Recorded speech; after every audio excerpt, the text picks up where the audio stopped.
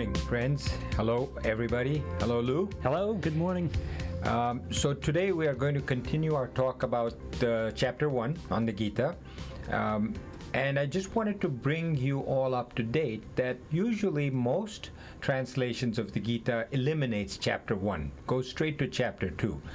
And there's a reason for that. I often wondered why the Vyasa, who wrote the Gita or composed the Gita, wonder why he put this kind of a chapter 1. Basically because if you start to look at it or read it, it's all about who was in this side of the Kauravas and who was on that side of the Pandavas, all the warriors, their descriptions, stuff like that. And often people find that boring and not really pertinent to what the Gita is all about.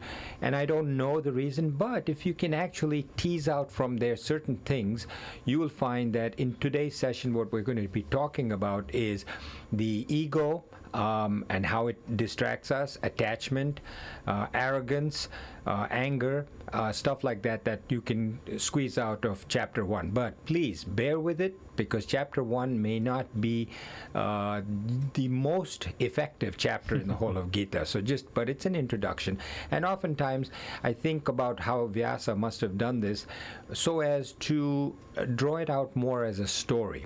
After all, don't forget that the Upanishads and the Vedanta are really the cream of everything that is spiritual. But if you read those, you will find it impossible to understand. In fact, when the British first came to India and they were looking at all these things, they said the Upanishads and Vedanta was the ramblings of an early childhood of civilization. They didn't understand what it was, and so they said this is just early civilization or mankind just rambling about stupid things. Right. And yet the Upanishads and Vedanta is the highest philosophy you're going to ever find. When Vyasa found that people didn't really understand the Upanishads or the Vedanta, he figured that he should write something. And this was about 3000 BCE that he composed the Gita. I keep saying write something, but there was no writing at that time. Right. And I'll tell you how the Gita was propagated. But he figured that he would write it more compose it more as a story. So he composed the Mahabharata, which is a war between the Kauravas and the Pandavas, the Kauravas being 100 cousins and the Pandavas being 5 of their cousins fighting for righteousness. So we'll come to that and so that's really what chapter 1 is all about, the fighting between the Pandavas and the Kauravas. The person that we're most concerned about in the Pandavas is Arjun, Arjun, Arjuna, who is listening to the sermon given to him by his cousin Krishna, who is a self-realized person riding his chariot. Now there's this movie called Bagger Vance. Have you heard of it? I've heard of it. Yeah, it's about a guy who's who's it? Will Smith, I think. Will in Smith, one of his earlier stages, he acts as a golf caddy, and he's walking behind this golfer and telling him things about how golf is supposed to be played, and it's more about the mind than actual physical aspects. Now, Bagger Vance comes from the word Bhagawan. Bhagawan means God. And Sri Krishna is Bhagavan and God. And so Bagger Vance is really God. That's who Will Smith is. And the person he's giving advice to, the guy who's playing the golf in the movie, his name is capital R, period, Juna. Juna. That's his last name, Arjuna. So basically he's Arjuna, and Will Smith is Krishna. Yeah. So that's what this is all about. And Arjuna, at that time, when a warrior said, I'm a warrior, he came from a family of warriors, he was the highest and best warrior of all. I mean, cowardice was absolutely not accepted. Right. Better to die, and that's where harakiri comes from with the Japanese, because they followed it after the Indian code of war.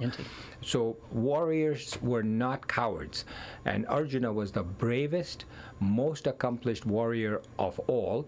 And he had been so wronged by his cousins, the Kauravas, that he had planned this war for 13 years while hiding in the forest before he attacked. And it was a massive army that he had, which was still smaller than what the Kauravas had, but still a massive army.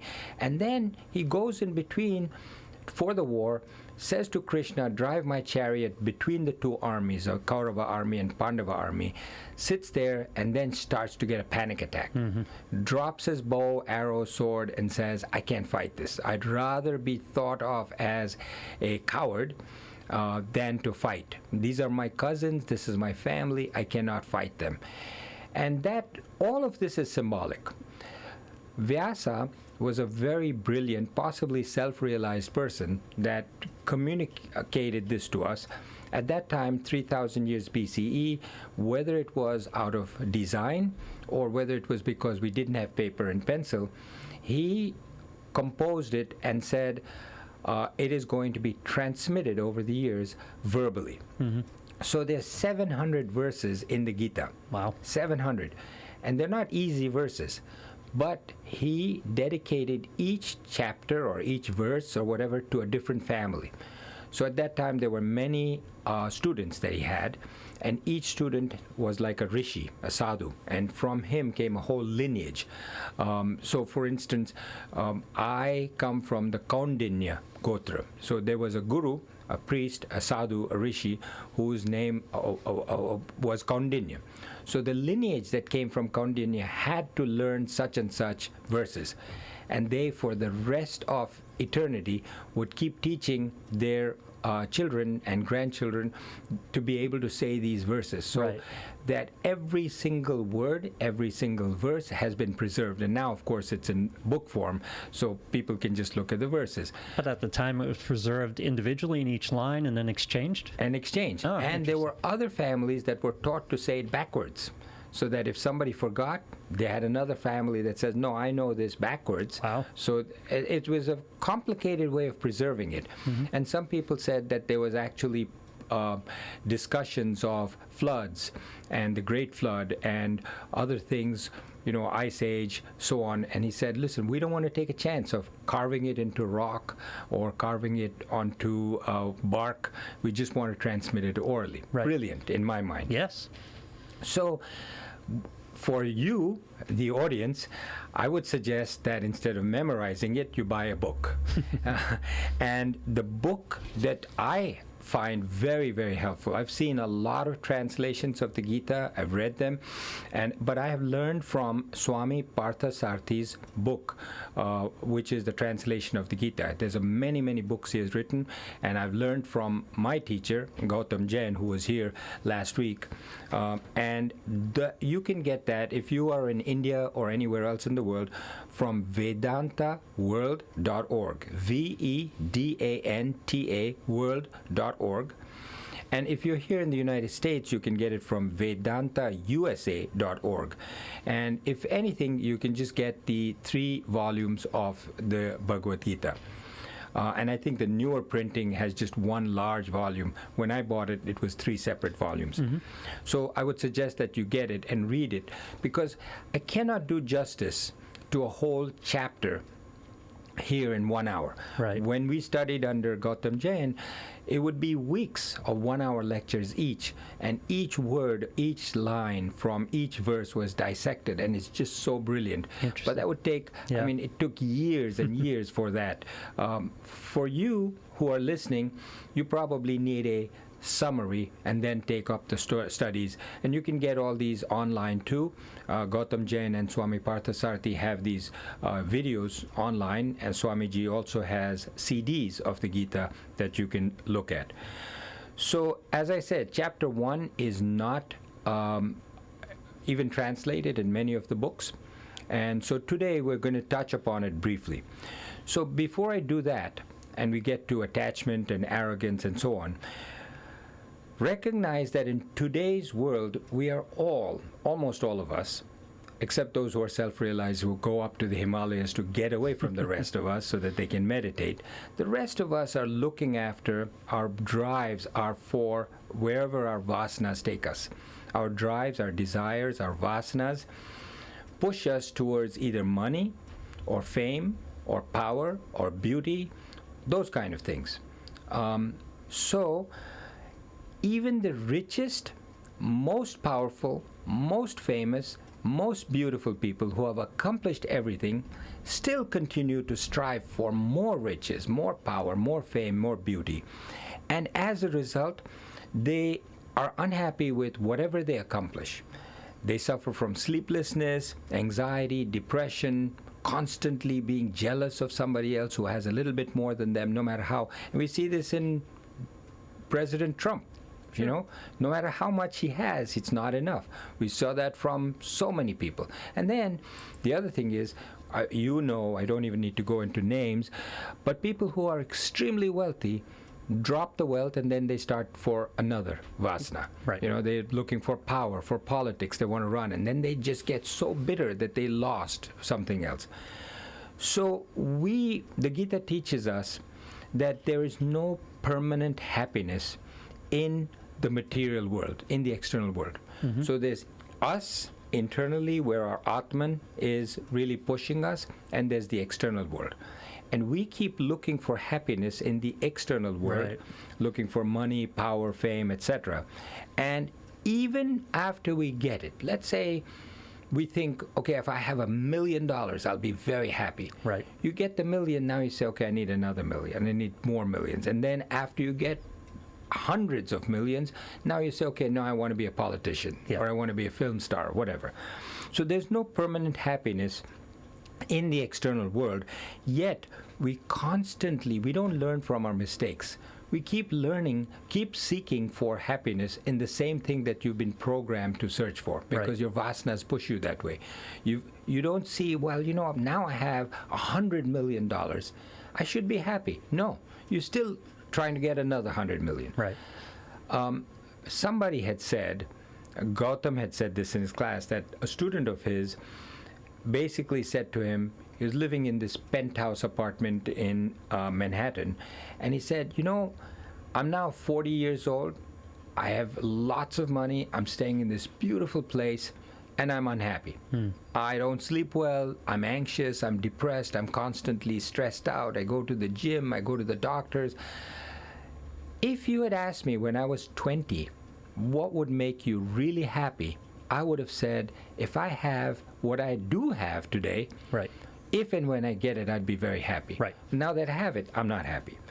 So we should learn from our own selves, look back and say, look, what do I have today?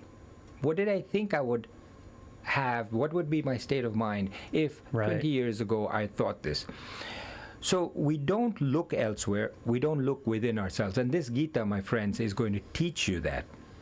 So after getting the knowledge of the Gita, I can tell you from personal experience that your life will change. You sleep better, you feel better, you don't have anxiety, and you don't have depression. You'll be more productive at work, your work becomes laser sharp, and you become more successful, and everything else follows that goes with that. Why does that happen? And I can tell you this, if you don't know what I'm talking about, go back and look at some of the sessions before where I've explained the basics. The intellect is the king, supposedly, but he's asleep on his throne. The mind has taken over.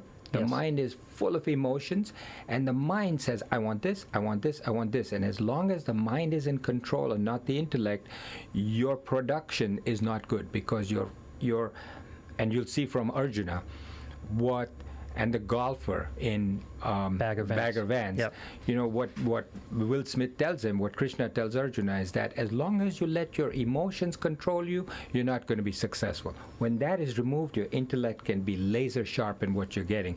And the real king wakes up, takes control of the mind, and doesn't mean you cannot indulge, but you have to indulge in small, short bursts. For instance, the mind says, I want to eat a great meal. You can eat. That's a natural, normal, physiological need. The intellect says, go ahead and eat. You go to a Chinese restaurant, you say, my goodness, this is the best Chinese food I've ever had anywhere. But then stop. Eat it, go, and don't think about it. In the Hindu tradition, I think it's also the same in Christianity and other religions, you basically saying this food that I'm eating is not for me, it is for a higher power.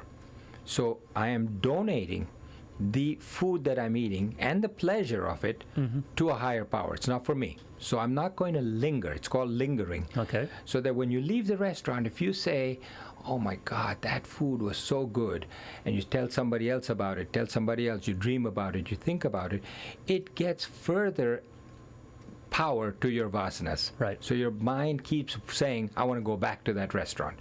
And if you do, you're not going to be happy because it says, yeah, it was not the same as last time. Yep. And you've become neutralized to that food and you don't have the same pleasure from it. It does not relive, and you want to keep going back there again and again to try to duplicate that. So by studying about the Gita, your intellect becomes more powerful. That starts to control your mind. So you can enjoy that Chinese food, but then don't linger on it. Because if you do, the desire for indulgence keeps coming up. So now let's talk about the war itself. Arjuna sits in the chariot.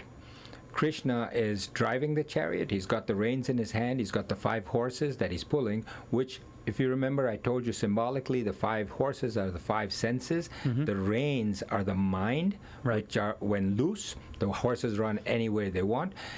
Krishna, self-realized, Atman, or God, is sitting there holding the reins tightly and controlling the horses. So the intellect is controlling, and Arjuna, who's sitting in the back as the passenger, is really the Atman or us. Yes. We are the Atman. So is it fair to say the intellect is using the mind to control the emotions?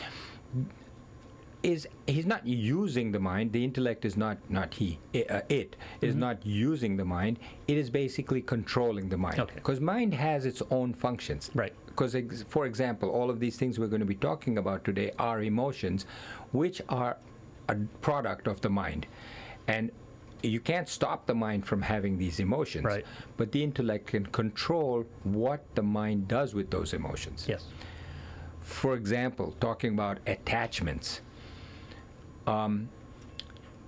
Attachments drive you to different things. Sure. I'm attached to money, so I go there. I'm attached to movie, I go there. I'm attached to sound and light. All of the senses, right, want something. Think about the analogy of a supermarket.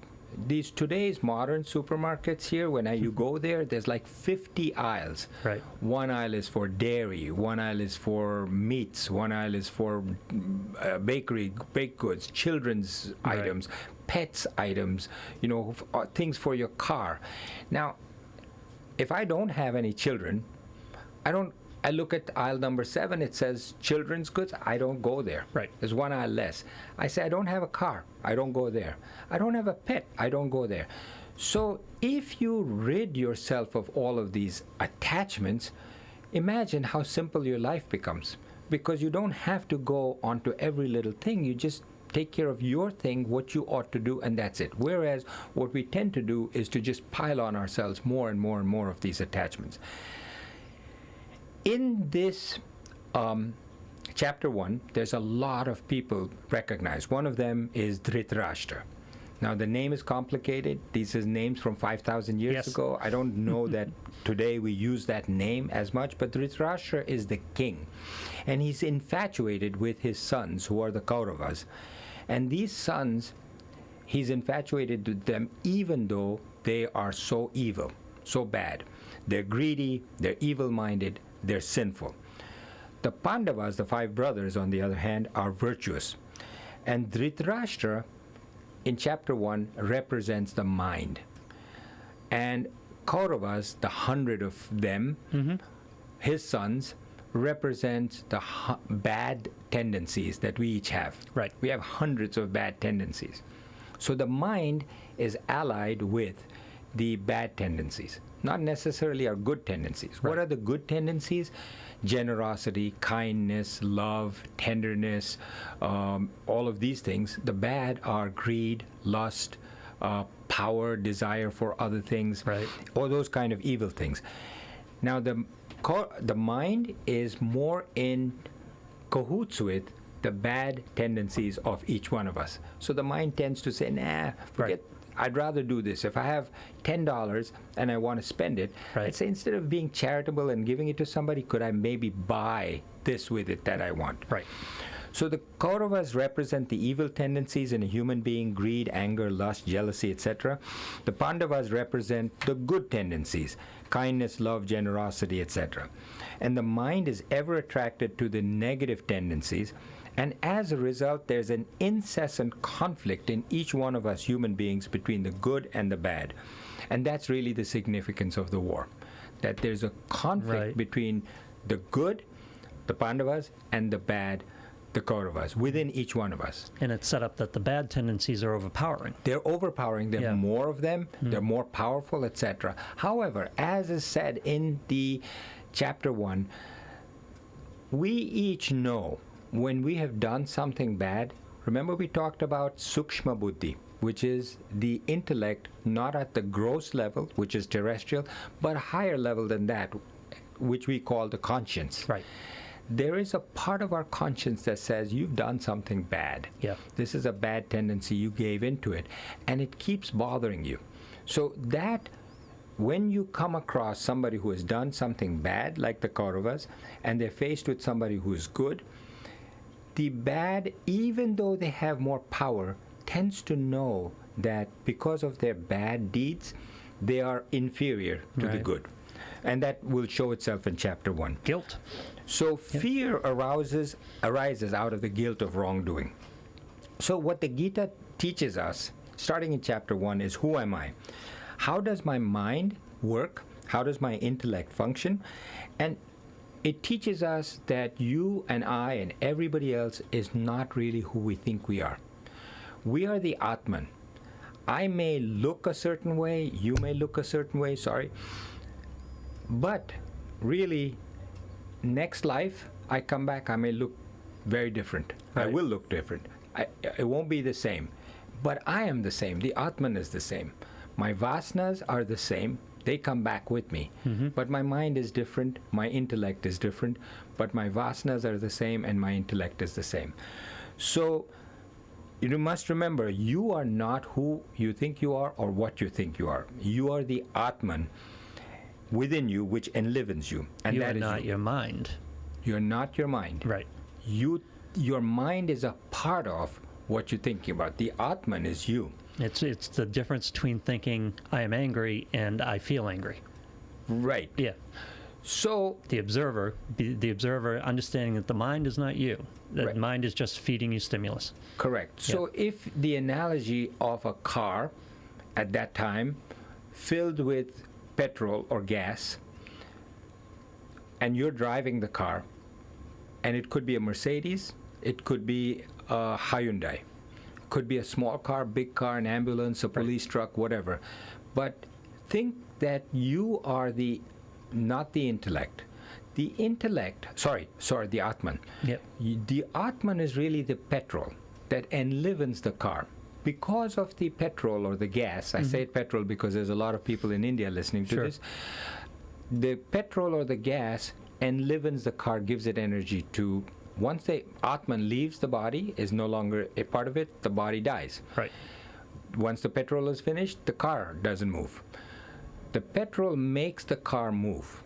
But it's the person driving the car that determines whether he's going to go 100 miles an hour or 60 miles an hour, or whether he's going to go left or right. So we make those decisions. So the mind that you were talking about before is the one that determines the course of our actions. Really should be the intellect. Yes. Should be the guy driving the car. But it's essentially the mind often takes over.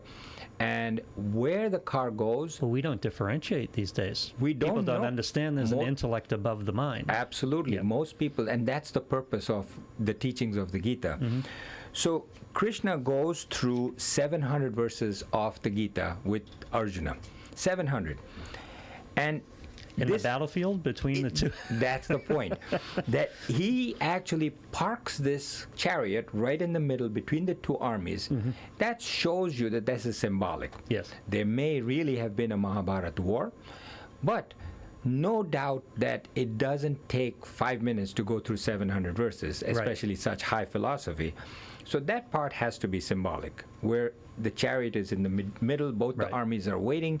They're not sitting there, eating Snickers bars while you say, okay, go ahead and talk. While these two are having a conversation. Right.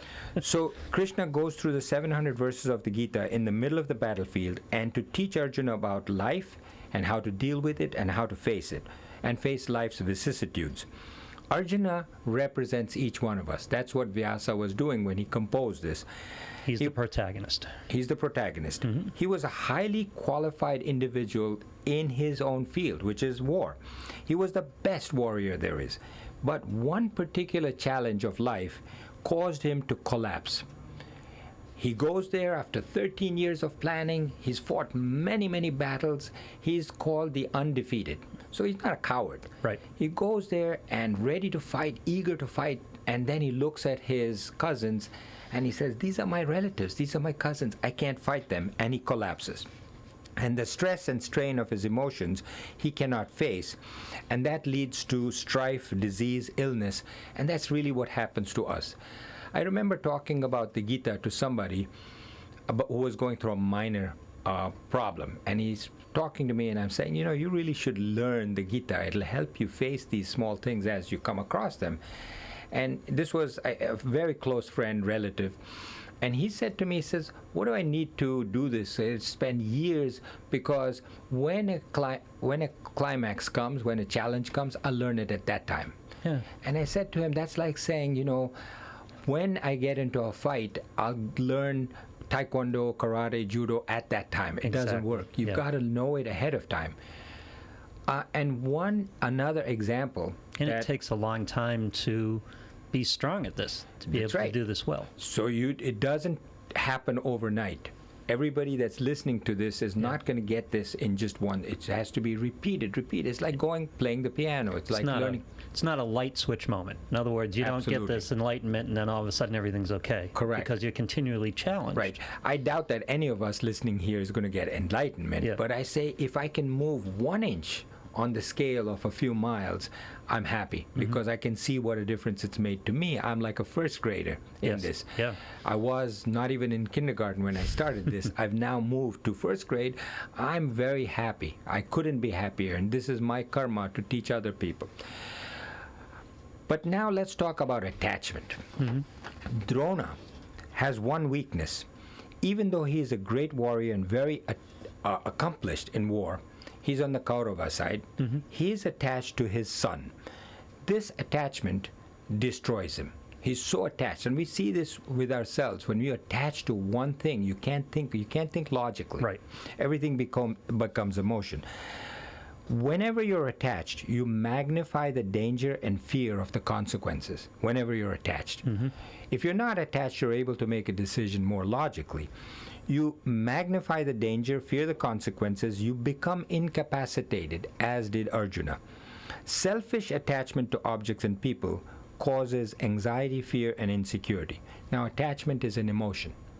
Attachment to anything is an emotion. I love, it's an emotion. Right. I hate is an emotion. I'm attached to is an emotion. And it arises, as do all emotions, in the mind. When you strengthen your intellect, it keeps the mind and its emotions in check. So Drona had this attachment, and because of that, he couldn't fight the way he or his sons would have fought if it were not for the attachment. Right. If you're doing it because you ought to do it. In chapter 1, verse 5 and 6, now we're going to go through the verses. There's about 44 verses in chapter 1. I can't go verse by verse, so I'm just going to touch on the most important ones. In verse 5 and 6, he continues with a list of warriors, so I'm going to skip over that. In verse 7, he talks about arrogance. He says, my army is so great compared to the Pandavas, the Kauravas are talking, my army. And whenever you do that, it belies an underlying anxiety about the other. Because you're saying, my army is so great, you really have a wonder whether it's really going to be able to fight the Pandavas. The first sign of spiritual development is the dissolution of your ego. In order to develop, one of the first signs is dissolution of your ego. Your ego is always mine. This is me. I'm so great. My this. This is my room. This is my car. That kind of thing. Right. You stop seeking praise from others. You want people, when you're not spiritually evolved or start to get praise. And when I say you don't have to be self-realized, which is like 1,000 miles there. Right. If you go 1 inch on that scale, you say, okay, I don't need that praise. I don't need when you make a donation, you don't want your name up there. You just say, okay, this is a donation because it's the right thing to do, anonymous. You stop seeking praise, you start acknowledging the contribution of others. So you start, how many of us think that what I am today is because somebody taught me to read? If it weren't for that, True. I mean, do I even remember the name of the teacher who taught me to read, or who taught me this, or who taught me to write, who taught me to draw, who taught me to ride a bicycle, who taught me to do various things? I have to be grateful to all those people who made me am. No, but instead, I did it. Me. Yeah. So that's a sign of spiritual evolution, and that's what the Gita tells you. To first start working on your own arrogance. We encourage instead our likes and dislikes.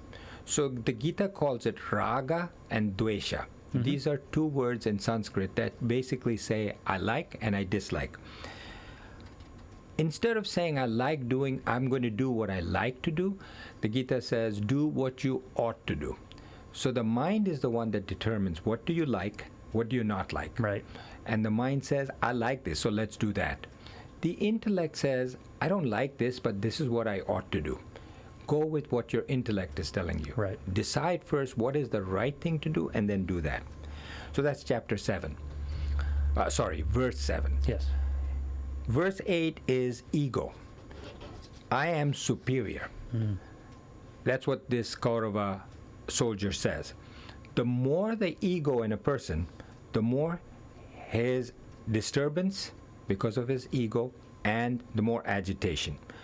You constantly think because of your ego, and you want to sustain it with gas, petrol from other people. Right. You want others to think of you as you think of yourself. That's a fallacy. That's a pitfall. You want others to think of you. Right. People think what they want to think. He's seeking praise to fuel that feeling that you're superior. You want that praise, you want that ego, you want that self-centeredness to keep getting fueled. So, as an example, you should buy what you need to buy for yourself. Right. Instead, you buy what you think others will be impressed by. Right. So, you buy what you think others will be impressed by, and people who are egotistical are naturally selfish and self-centered. And those are the two qualities that we want to get rid of. Sure. That's a full-time job. They just Feeding your ego. Yeah, they just boost the ego. The more selfish you are, the more self-centered you are, the more your ego gets boosted. The next verse has to do with fear. The more selfish you are, the more fearful and anxious you become. Yes. Sorry? Yes. Yes. Yeah. So, for instance, people in this country, they were talking about bird flu, right? Yes. Swine flu. We didn't even have it here at the time. It was in the Far East. It was in China. People were going through headlines and fearful and all of that. And you say, well, what exactly are you afraid of? If it's in China, you feel empathy and sympathy for those people there, but what are you so scared of? I remember people coming to my office and talking to me about the fear that bird flu would come here. Right. Basically, the underlying fear is what happens if it happens to me? What if it comes here and I get it? Right. So if you stop thinking about yourself, and this is just one example, the fear and anxiety starts to diminish. People who are self-realized have no fear. They have no anxiety. And if you read Lives of a Himalayan Master, talks about a person that was living in the Himalayas, studying from the Himalayan masters, who are all self-realized, and he's studying there.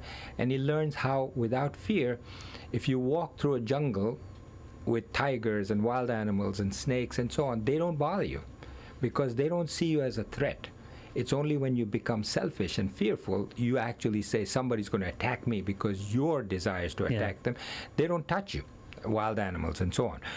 That's in the book. So, verse 9,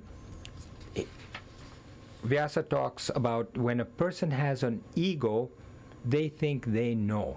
Oh, yeah. So that's a result. This is another aspect of relationships that the Gita talks about. So that when somebody, and this is all in symbolic ways in the Gita, how when Arjuna keeps talking and talking and talking, you see Krishna hasn't said a word so far. Yes. It's all Arjuna talking, and he keeps quiet. So when a person has an ego, they think that they know, only they know. Right. This is what happens in an argument. When you're having an argument with your spouse or anybody else, there's no point in arguing with the other person who says, I know what I'm talking. Right. They're not going to listen because they think they know. Fights only occur between people because one person thinks he or she knows. If both people say that, then they're going to fight. Right. Neither one is going to listen. So better to do what Krishna does, just keep quiet. And in the Gita, at some point when Krishna doesn't say anything, Arjuna says to him, well, what do you think? That's when Krishna's sermons start. Until that time, he's quiet. He lets Arjuna just keep rambling on Right. about why it is necessary in Arjuna's mind to give up his fight and walk away. Krishna doesn't start, no, you can't do that. You have to Right. fight. He doesn't say that. So in verse 14 is the first mention of Arjuna and Krishna. Till verse 13, the first 13 verses of chapter 1 is all names of different people in the Kaurava part. In this, the verse 14, it mentions Krishna as Rishikesha. Rishikesha means the Lord of the senses, and that's the Atman. Mm-hmm. Who controls all the senses? It is the Atman, Right. is the Lord. Rishi, Rishka means senses. Ish means Lord of. Ish of the Rishka is Rishikesha. So in India we have names like Yogesh, Ramesh. Yogesh means Ish of yoga, the chief of yoga. Ramesh means Ish of Ram. And only in verse 14, when we see, it's like a drama being played on a stage. Right. When verse 14 comes, you say Krishna is sitting at the chariot, and Krishna is Rishikesha, which is Lord of the senses. You then are given a glimpse into that Krishna is a self-realized soul. He's essentially the Atman itself. So all anxiety, depression, and fear are related to selfishness, as we discussed. What if this happens to me? What will happen to my possessions, my money, my power, my health, my child? And as you give up this selfishness, the fear leaves you. You stop thinking about yourself. There's no fear or anxiety. This is a secret in life that I can tell you is true. In verse 19, it talks about wrongdoers being afraid of the righteous when confronted. We just talked about that. Yes. Because if you go against your conscience, your sushma buddhi, then you will be afraid. No matter what power you have, what you possess, wrongdoers cannot enjoy the fruit of their wrong action because their own conscience is bothering them from the back. Right. And that impedes their performance. How much time do we have, Lou? Yeah, we're 38 in. So Okay, good. So verse 20 and 21.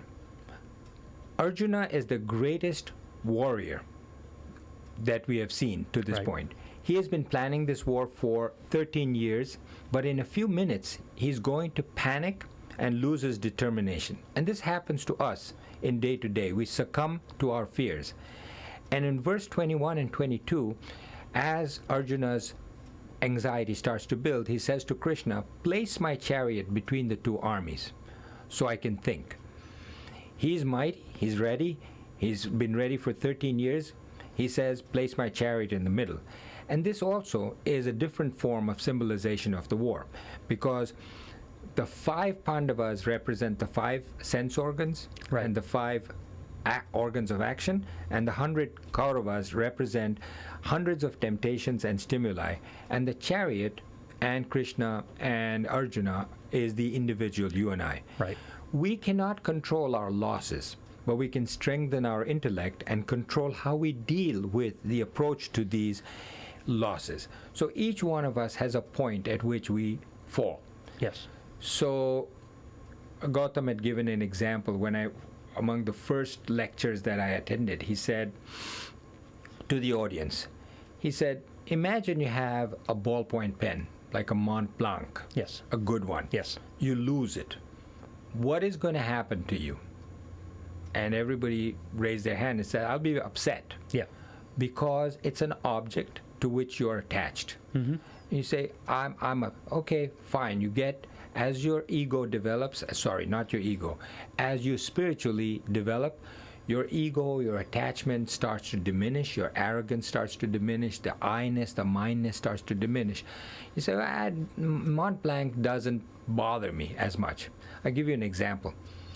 I had 5 watches that I had over the years been given as gifts. Each one of them was a very valuable watch. Yeah. And I wanted to take it to the mall and get it, change the batteries, get it cleaned, serviced, etc., because I never wear them. Right. I don't wear watches. So I said, it's nice to wear it as a decorative piece. So I put it in the car, and I took the car for a car wash. Mm-hmm. And I said, wax it, and I'll come back. I left the watches in the car. When I came back, they were gone. Yeah. And I talked to the owners, and they said, well, you shouldn't have left it there, but now we don't know who took it. Right. There's so many people working here. We'll try and find out. But they never found it. Sure. What can you do? Had it been a few years ago, 10 years ago, whatever, I would have been mad and depressed and so on. Right.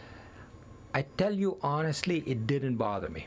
And I not that I'm saying we should all lose things, but that's the benefit of what happens when you get to be learn the Gita, that automatically your way of reacting to losses changes. Let me ask you, you said it didn't bother you, or did it bother you and you let it go? You're right. Yeah. What really bothered Because me... it's hard not for it to bother you, it's how you deal with how it bothers you, right? Well, I'll tell you what bothered me, and that's the difference.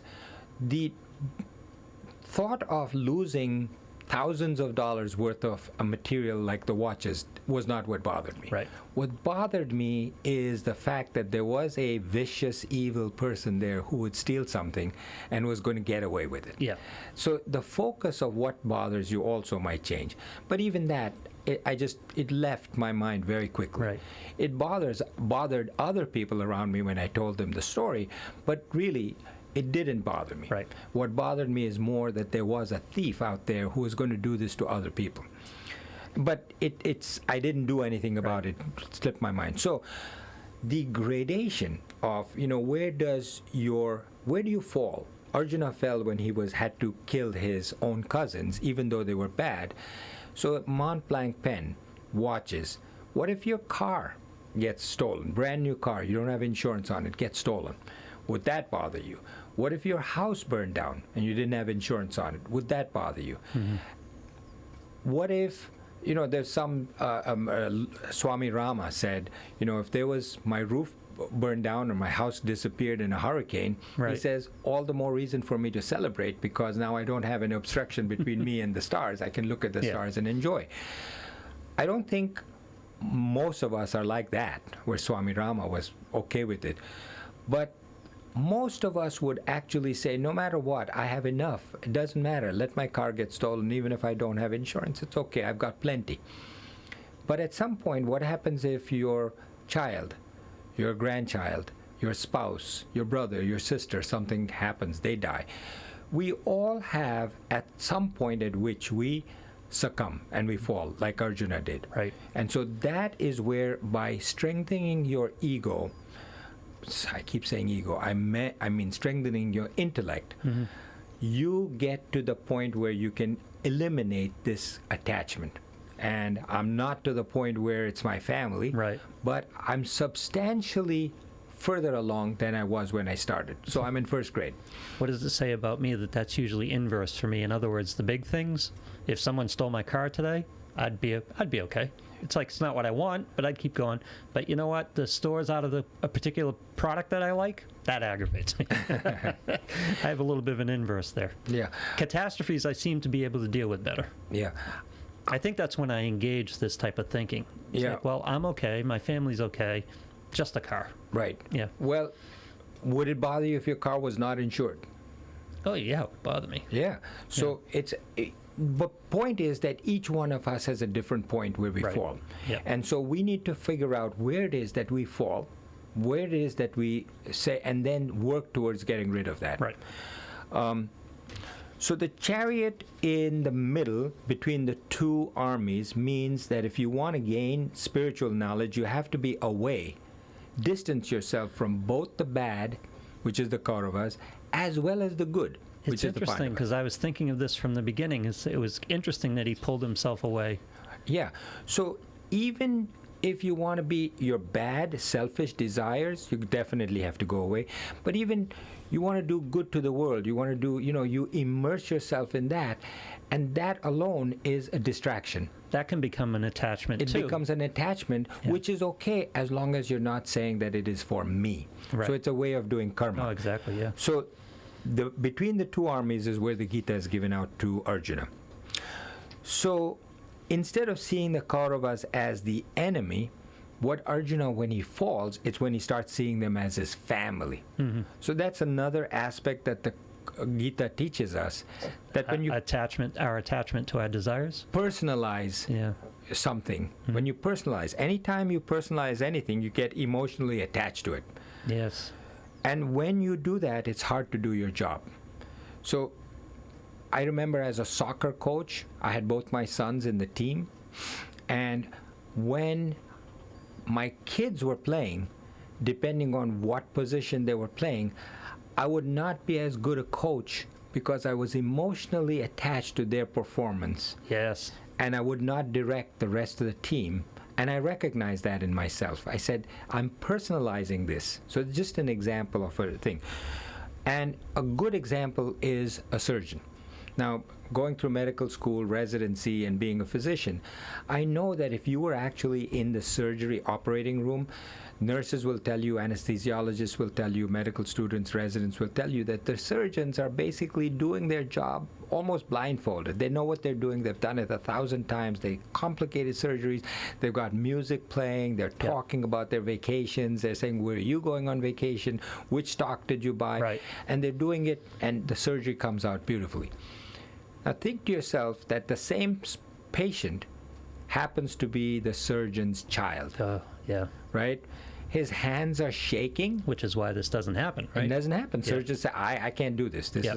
So why? Because now this becomes personal to him. Just like with Arjuna. Right. He's battled so many thousands of wars before, but when it comes to fighting somebody, instead of looking at it objectively to say, look, I've thought about this for 13 years, I've tried to negotiate with these evil cousins of mine, they're behaving very badly, they are immoral, they've done really bad things, which you will only understand if you read the Mahabharata.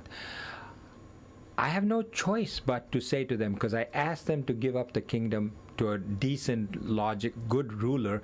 They're not. Now the only point is to go to war with them, and the Kauravas have invited this war. Right. I have no choice but to fight this war. Instead of doing that, he says, nah, they're my family. I'm going to put my weapons down. So the surgeon, if he has no choice, if he has to operate, he'll do it. But his hands are shaking. Yes. He finds it hard to do it. Why? Because, again, it's not that you're thinking about the patient, your child. You're saying, God forbid something goes wrong, Right. what's going to happen to me? Yes. How am I going to deal with that? Again, it comes to this. You would think that you're not able to operate because it's your child, so what? Really, the bottom line is you're thinking, what about me if Right. something goes wrong with this person? Isn't it interesting how we're all very good at giving people advice, but we never take our own advice? Right. Because it's personally attached. When Personally. we're dealing with our own situations, it's about us. Yeah. When we're advising somebody about their situation, it's about them. It's about them, right? Yeah. When we apply it to ourselves, it's so much harder. Last example I want to give is that of a plank. Imagine that there's a plank just about 12 inches wide. And I put it on the floor and I say to you, walk on this plank for the next 100 feet. Yes. And you say, fine, easy. Yeah. You just walk on it without any issues because you say, I can walk on this plank very easily. But then I take the same plank and put it between two buildings, Yeah. 100 feet high. And it's a big drop. And I say, just walk across this plank. You've done it when it's on the floor, very easy. You can't. Right. You go 2 steps and you start to shake and you say, no, I can't do this. I walk away. Consequences. Consequences, not to anybody else but yourself. Right. You say, if I make a wrong step, I'm going to fall off that plank and I'm going to die. Here you say, there's no consequences, I'm going to die. So basically, the other aspect is the surgeon says, look, I'm going to do the best I can, but I don't know how this surgery will turn out. I'm pretty sure it's going to turn out okay. And if something doesn't, I'll feel bad, but it's not going to devastate me. This is my child. God forbid something goes wrong. Yes. I will not be able to live with myself. Right. So that is chapter 1. Hopefully, friends, you got something out of this. As I said, the chapter 1 is where the least amount of wisdom that you get from the Gita, but I tried, thanks to Swamiji, to get as much of it and put it forward just the way I was taught it. If you need more, you can go to Swamiji's website, vedantaworld.org, and get his CDs, lectures, books, etc. And I thank you, and hopefully next time we will start on chapter 2. Thank you so much.